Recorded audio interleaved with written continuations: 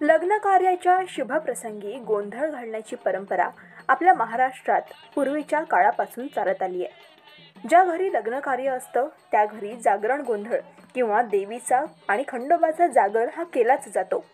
मात्र महाराष्ट्रात गोंधळाची परंपरा नेमकी कशी सुरू झाली आणि लग्न कार्याच्या प्रसंगी गोंधळ घालण्याचं नेमकं काय महत्त्व असतं जाणून घेऊया।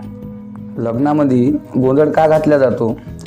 पूर्वजापासून परंपरा आपलं आराध्य दैवत तुळजापूरची जगदंबा भवानी हे प्रत्येकाचं दैवत आहे आणि आपल्या लग्नकार्यानिमित्ताने आपल्या घरी भवानी मातेचा गोंधळ घालण्याचं कारण एक की आपल्या आराध्य दैवताला आमंत्रित करणे आणि तसंच हिरव्या मांडवामध्ये भवानी मातेचा जागरण गोंधळ करणे आणि भवानी मातेला विनंती करून आपल्या लग्न कार्याला गोंधळात बोलवण्याचं तात्पर्य। आणि तसेच पूर्वीच्या काळामध्ये टीव्या नव्हत्या, मोबाईल नव्हते, कोणतं मनोरंजनाचं साधन नव्हतं आणि ग्रामीण भागामध्ये जसं समजा एखाद्या घरी लग्न आहे, कोणतं लग्नाचं कार्य आहे तर पुष्कळसे पाहुणे मंडळी जमा व्हायचे, नातेवाईक संबंधी जमा व्हायचे। तर मग मनोरंजनासाठी अंगणामध्ये हिरव्या मांडवामध्ये एकीकडे हळद लावण्याचा कार्यक्रम चालायचा, जसं नवरा किंवा नवरीला हळद लावायची, तसेच एका बाजूला जागरण गोंधळाचा कार्यक्रम चालायचा। त्याच्यामध्ये पाहुणे मंडळीची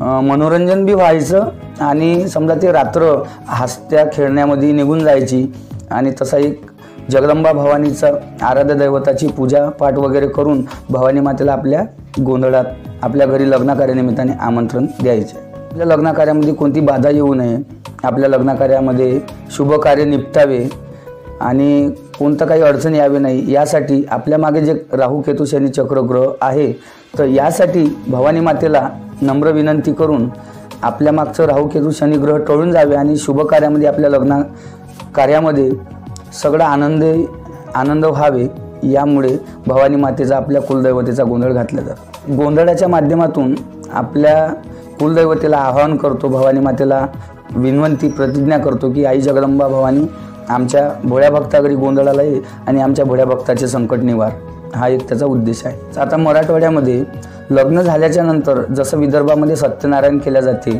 सत्यनारायणाची पूजापाठ केली जाते, तर तशी मराठवाड्यामध्ये नवरा नवरी एका ठिकाणी आल्याच्या नंतर गोंधळाची पूजा मांडणी करून त्या दिवठाणीवरती तेल जाळणे ही मराठवाड्याची परंपरा।